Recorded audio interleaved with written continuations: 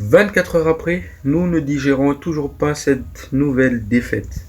Mais nous allons maintenant nous focaliser sur les différentes interviews d'après-match qu'a eu Amorim. Et notamment aussi, nous allons un peu parler d'actualité du club. Sur ce, abonnez-vous, un petit like, un petit commentaire. Et on se retrouve après l'introduction. I tried so hard and got so far, but in the end, it doesn't even matter. I had to fall to lose it all, but in the end, it doesn't even matter. I tried so hard and got so far, but in the end, doesn't even matter. I had to fall to lose it all, but in the end. Guys, bonjour à vous, j'espère que tout va bien pour vous. Tout d'abord, je tiens à souhaiter joyeux anniversaire Alex Ferguson. Aujourd'hui, c'est l'anniversaire du légendaire coach de Manchester United. Il fête ses 83 ans cette année. Donc, je tiens tout d'abord à le féliciter. Sur ce, nous allons maintenant discuter du premier question du journaliste sur Amorim. La question se pose sur le fait que pourquoi Josh Zirkzee est sorti. Il a répondu d'une manière que Joshua Zirkzee avait eu du mal dans ce match-là et que c'était important pour l'équipe qu'il sorte. Il a encore ajouté que c'est pas Newcastle qui est meilleur que Josh, mais Newcastle est meilleur que United. Donc il fallait, pour changer le physionomie du match, il fallait qu'il sorte. D'ailleurs, il en a discuté avec Zirkzee. Donc, encore une fois, on a vu ça pendant le match. Zirkzee, il a commis plein d'erreurs techniques, mais moi, je ne le voyais pas forcément sortir à ce moment précis du match. Pour moi, c'était plutôt soit Casemiro, soit Eriksen qui devaient sortir. Mais bon, en le faisant sortir, on se prive d'une arme offensive. Parce qu'il venait pas de là le truc. Moi, si j'étais Amorim, j'aurais fait sortir Casemiro ou Eriksen pour faire entrer Maino. Mais bon, certes, le physionomie du match, elle a changé à partir de là. Mais on n'arrivait pas à atteindre les derniers tiers de Newcastle. Ce qui était le problème. Peut-être qu'avec Josh, ça... Voilà, il a fait encore une fois son choix. Il a décidé de faire sortir Joshua Zirkzee. Lui aussi, il était mauvais, Zirkzee. Hein. Il était mauvais. Mais il était un peu présent dans les duels, je trouve, selon moi. Mais après, techniquement, il était à la ramasse. Et il a encore tenu à ajouter que Zirkzee, c'est un bon gars. Et que nous allons le soutenir. Donc, oui, il faut le soutenir. Parce que j'imagine qu'il est déçu d'être sorti. C'est pour ça cette réaction qu'il est parti dans les vestiaires. Mais on tient à souligner, il est revenu après. Et justement, Amorim, il a ajouté que ça reste un humain avant tout. Et grâce au soutien des fans, il est revenu. Et c'est important, c'est ultra important justement de le souligner, c'est un humain avant tout. Voilà l'interview sur Zirkzee. Et je pense qu'il a plutôt bien répondu à cela. Il s'est bien défendu. Et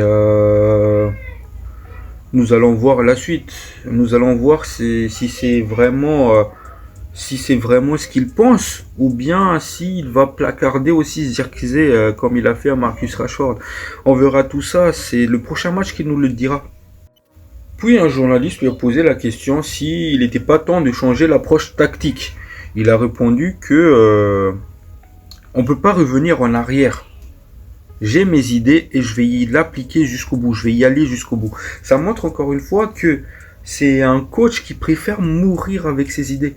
Donc, oui, on ne peut pas revenir en arrière. Pourquoi? Parce que là, on a une idée en place et il faut que les joueurs le comprennent. Si là, on essaie de les faire comprendre, puis rechanger, ça va encore plus perdre nos joueurs. Ils vont encore plus s'embrouiller. Donc, c'est pas l'objectif. Encore une fois, Amorim, il est dans cette catégorie de coach qui préfère y aller jusqu'au bout avec ses idées, quitte à mourir avec, comme on a vu avec Pep Guardiola. Donc, pour moi, c'est excellent. C'est excellent. C'est pas à la moindre difficulté que tu vas tout changer. Va avec tes idées jusqu'au bout et on va te soutenir avec. Je suis là, moi le premier, je vais te soutenir si tu changes pas d'idée. Moi, j'aime pas les coachs qui viennent et qui changent leur idée comme Erik ten Hag, comme la plupart des coachs qui est passé par là. Va avec tes idées jusqu'au bout. C'est ce que je t'ai demandé depuis le début. Et c'est ce que tu répètes justement dans cette conférence de presse. Et moi, je dis masterclass. Parce que oui, il y a le mercato aussi. Hein. Il y a l'académie qui peut te fournir des joueurs aussi qui peut adhérer avec ta philosophie. Donc, là où je t'en veux un peu, c'est de ne pas aller creuser plus loin pour trouver les joueurs qui adhèrent à ça. Voilà. Il vient la fameuse question sur la défaite. Il a dit c'est un moment difficile pour le club, mais nous allons nous battre jusqu'au bout. Donc c'est ultra important, se battre. Le mot qu'il faut retenir dedans, c'est se battre jusqu'au bout. De toute façon, les gars, il faut qu'on se remette les contextes. On sait tous que la saison, elle est finie pour nous. Et ça, c'est pas que depuis l'arrivée d'Amorim. On l'a su depuis le départ de Eric que la saison était finie. On peut plus espérer gagner la première ligue. Il faut être réaliste. Mais on espérait quand même être en Ligue des Champions, voire en Ligue Europa via le championnat. Mais ça, c'est fini maintenant. Donc il faut maintenant utiliser cette saison, je l'ai déjà dit, comme une sorte de saison d'entraînement. Mais il ne faut pas aussi finir relégable, quoi. Parce que là, on est quoi? On est à 5 points du zone rouge. Donc il faut remonter la pente. La moitié de la saison, elle est finie. Maintenant, il faut remonter la pente. Puis, il ajoute qu'on devait être conscient de notre positionnement dans le classement. Et qu'il faut que tout le monde se batte, que ce soit aussi les joueurs qui doivent s'investir plus. Donc, encore une fois, oui, c'est ça le problème. C'est ça le problème. Cristiano Ronaldo, il l'a souligné. C'est pas le coach le problème. Et on le sait tous. Tous les coachs qui sont passés par là, c'était pas tous des tocards. C'est nos joueurs le problème. Et justement, c'est ce que j'en veux aux coachs qui étaient passés par là. Vous savez, à une époque où Ferguson, il avait eu du mal aussi. Et qu'est-ce qu'il avait fait à cette époque-là? Il a viré tout le monde, il a mis les jeunes de l'académie, les Giggs, les jeunes de l'académie, et on connaît la suite. Oui, il y a un journaliste qui lui parle de relégation. Et là, il répond juste, c'est embarrassant pour un coach de United de parler de ça justement. Mais c'est de sa faute aussi, parce qu'ils n'étaient pas bons. Ils n'arrivaient pas à gagner. Donc, encore une fois, oui, Amorim. Mais en fait, c'est pas que de ta faute. Mais ce qui est bien dedans, c'est que lui, il prend la responsabilité que c'est de sa faute. Parce qu'on n'arrive pas à gagner.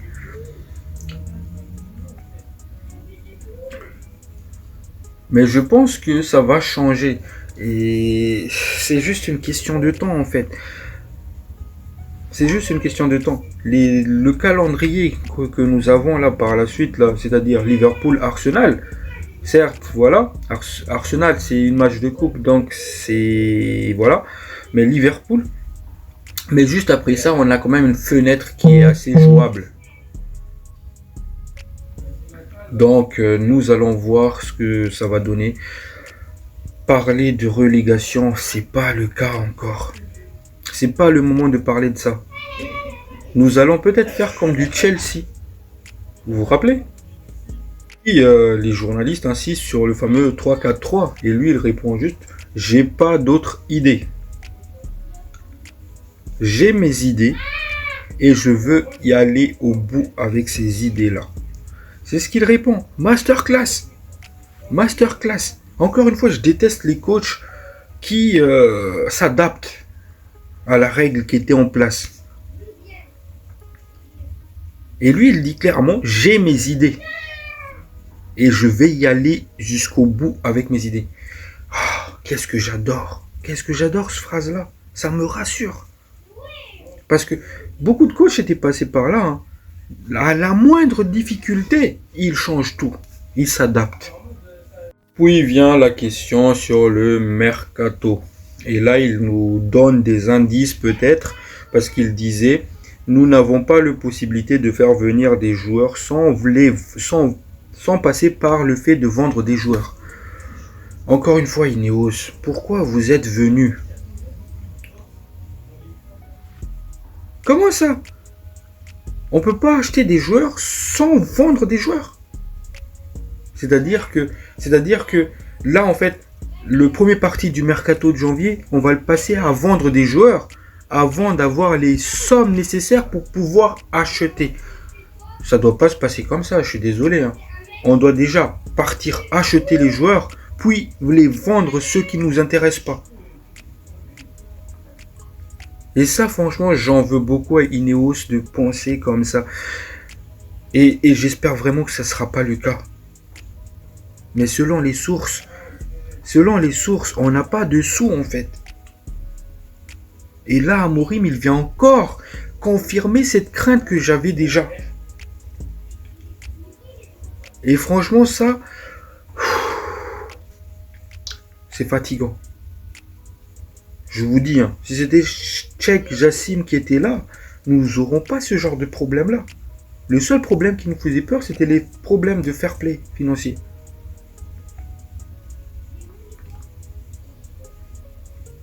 J'espère vraiment que ça ne sera pas le cas. Le mercato ouvre demain. Nous allons voir ce qui va se passer. Mais franchement, c'est dégueulasse. Et enfin, il nous dit que nous devons être clairs envers nos supporters, que cette saison va être très difficile, mais ça va nous rendre plus forts à l'avenir. Voilà ce qu'il disait. Cette saison, ça c'est finito. Cette saison, il va utiliser pour faire ses ajustements, faire son équipe, mais ça va nous rendre plus forts plus tard. Oui les gars, malgré qu'on est dans une phase où on est dans l'ombre, je vois la lumière au bout du tunnel. Gardez espoir. On a gardé espoir pendant 13 ans. 13 ans. Un an en plus ou 2 ans en plus. Ça ne nous gênera pas. Donc soyez patients. Bientôt nous serons au sommet. C'est moi qui vous le dis. Voilà grosso modo tout ce qui s'est passé dans ce interview d'après-match.